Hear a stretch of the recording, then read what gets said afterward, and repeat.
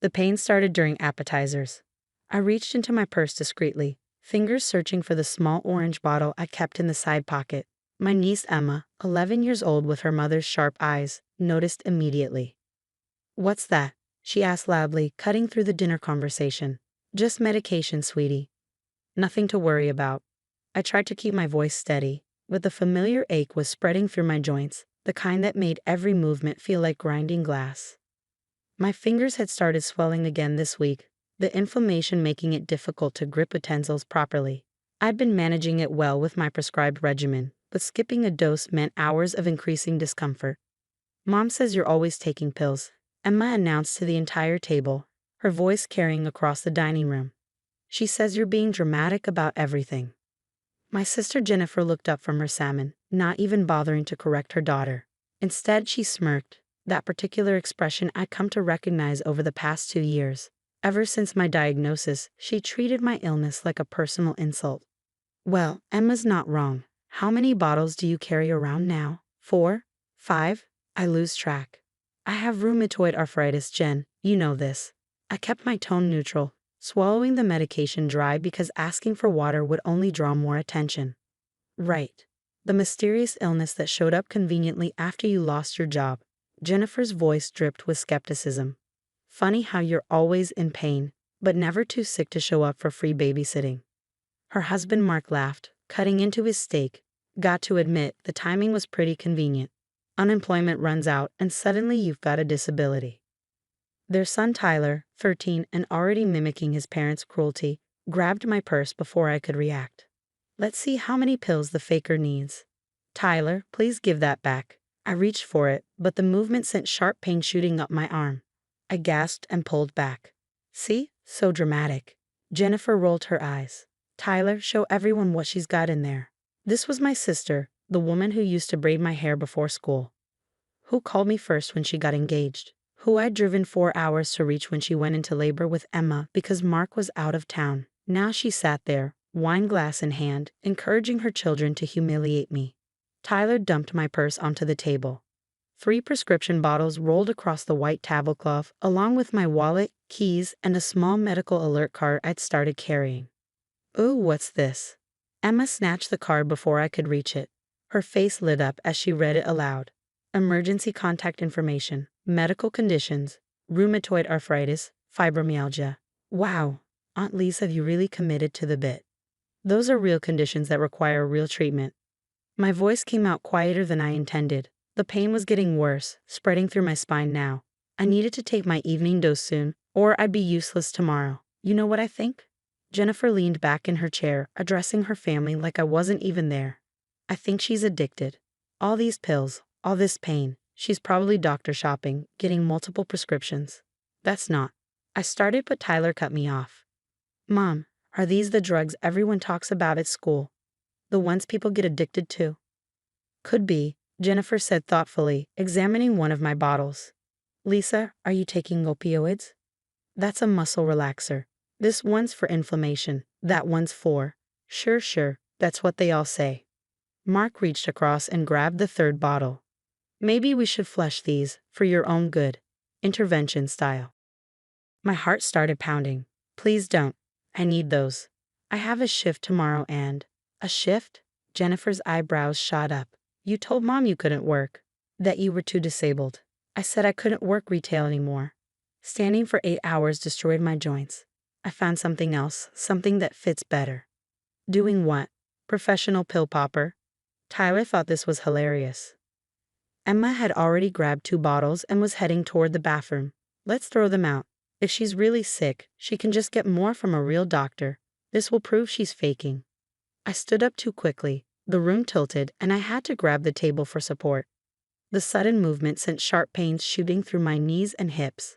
"Emma, please. Those took weeks to get properly balanced. You don't understand. Each medication addresses different symptoms. Without them, I can't function. I can't work." "Stop faking." Tyler grabbed the 3rd bottle and followed his sister, genuinely believing he was doing something righteous. "You're not even sick. You're just lazy and want attention." I looked at Jennifer, pleading silently for her to intervene. We were sisters. We shared a childhood, parents, memories. She'd seen me in the hospital last year during my worst flare-up.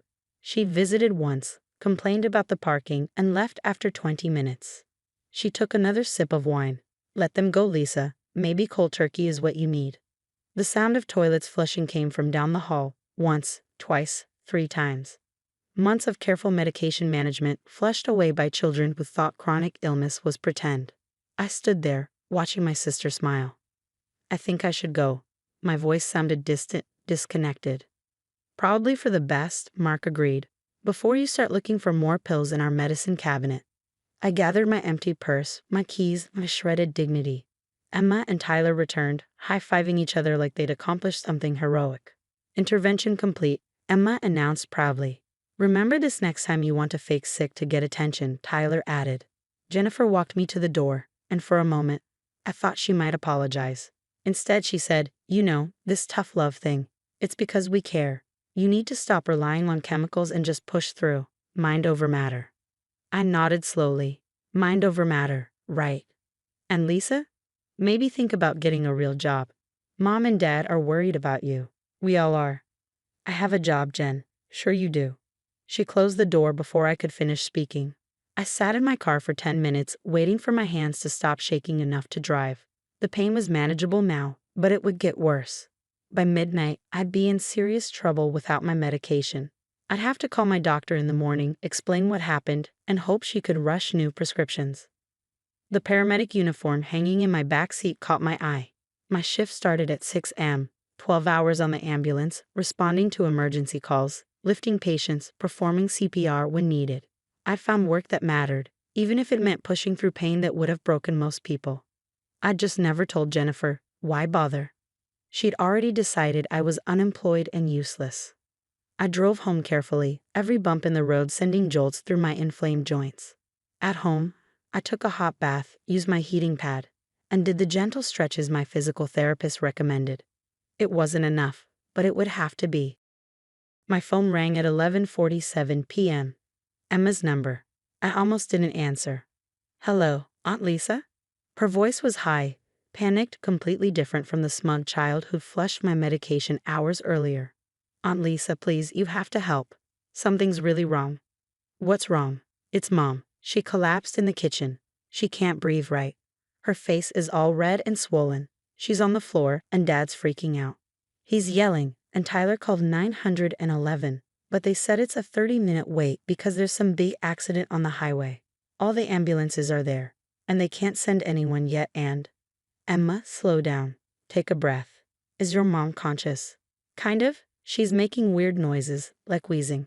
Her lips look blue. Dad doesn't know what to do. He keeps shaking her. Aunt Lisa, I'm really scared. I think she might die." 30-minute wait. I knew about the highway accident. Multiple vehicles, all available units responding. Jennifer lived 15 minutes from the nearest hospital, 25 from the second nearest. In a city with stretched emergency services, sometimes people had to wait. "Emma, is your dad there?" "He's trying to help, but he doesn't know what to do. He keeps yelling at 911. "Please, Aunt Lisa, can you come? You're only 10 minutes away." 10 minutes away, in my car. With my paramedic certification and years of emergency response experience. With the training to assess, stabilize, and transport if necessary. I could be there in 8 minutes if I pushed it. "Please," Emma whispered. "I know we were mean. I know I shouldn't have. With your pills. I'm sorry. Please don't let my mom die because I was stupid." The pain in my joints was screaming now. No medication. No relief coming until tomorrow at the earliest. Driving would hurt. Running into their house would hurt. Performing emergency care would damage my already inflamed joints, set back my treatment by weeks. "Aunt Lisa?" I thought about Jennifer's face as she watched her children destroy my medication. The smile, the wine glass. Maybe cold turkey is what you need. I thought about Emma reading my medical alert card like it was a joke. Tyler's high five. Mark's comment about me raiding their medicine cabinet. Intervention complete. "Aunt Lisa, please. She's my mom." And there it was, the desperate plea of a child who'd learned a hard lesson about consequences. About how casual cruelty has a price. About how the people you dismiss might be the ones you need most. "Emma, I need you to listen very carefully." My voice came out steady, professional, the voice I used on calls. "I can't help you. Silence. What? I'm not a medical professional, remember? I'm unemployed. I'm faking. I'm a pill addict looking for attention. Each word landed like a stone. Your mother made that very clear. But the ambulance is coming. They'll help your mom. 30 minutes isn't that long. She might die in 30 minutes. Then I guess you should hope she can push through. Mind over matter, right? That's what your mother told me. No chemicals, no help, just willpower. Aunt Lisa, please. Emma was crying now, real tears, the kind that came from understanding that actions have consequences. I'm sorry, we're all sorry, we were wrong. Please. My finger hovered over the end call button. You know what I do for a living, Emma? I'm a paramedic. I save lives every single day. I respond to emergency calls. I'm the person who shows up when people are having the worst day of their life. I perform CPR, I stop bleeding, I stabilize spines, I deliver babies in the back of ambulances. I paused, letting each word sink in. I'm the person who would normally be sent to your house right now. I work on the ambulance that covers your area, but I'm not working tonight. I'm home, in pain, without my medication because your family destroyed it. Oh God, her voice broke completely. Dad, Aunt Lisa's a paramedic. Call her ambulance company, tell them to send her. I could hear Mark in the background, his voice high with panic. What? Lisa? She works at a grocery store. No, she's a paramedic. She could help, but she's not coming because we. Emma dissolved into sobs. I hung up. My phone rang again immediately, Jennifer's number this time. I let it go to voicemail. Then Mark's number, voicemail. Then Emma again, Tyler. Even a call from a number I didn't recognize. Probably a neighbor they'd begged to try reaching me. I turned my phone off. The ambulance would get there. Eventually. 30 minutes wasn't ideal, but people survived worse response times. Jennifer would probably be fine, probably. And if she wasn't? If the worst happened?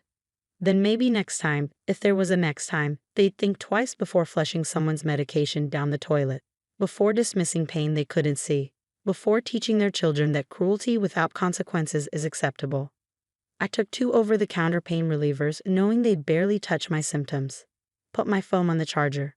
Set my alarm for my actual shift in the morning. Because tomorrow, I'd go back to work. I'd respond to strangers' emergencies.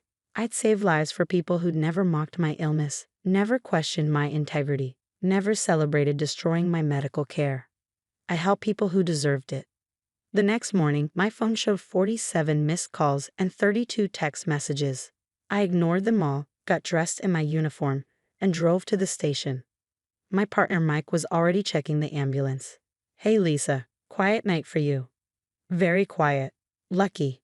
We had a crazy call around midnight. Woman with severe allergic reaction, anaphylaxis, middle-class neighborhood. 30-minute response time because of that highway pileup. Family was hysterical. My hands stilled on the supply cabinet. Did she make it? Barely. Another 5 minutes and we'd have been doing a body bag instead of a transport. Family kept screaming that someone who could help lived nearby but refused to come. Weird situation. Yeah, I said quietly, weird. Jennifer survived. The hospital kept her for observation, pumped her full of epinephrine and steroids, monitored her breathing. She'd live. She'd recover. She'd remember. 3 days later, a package arrived at my apartment.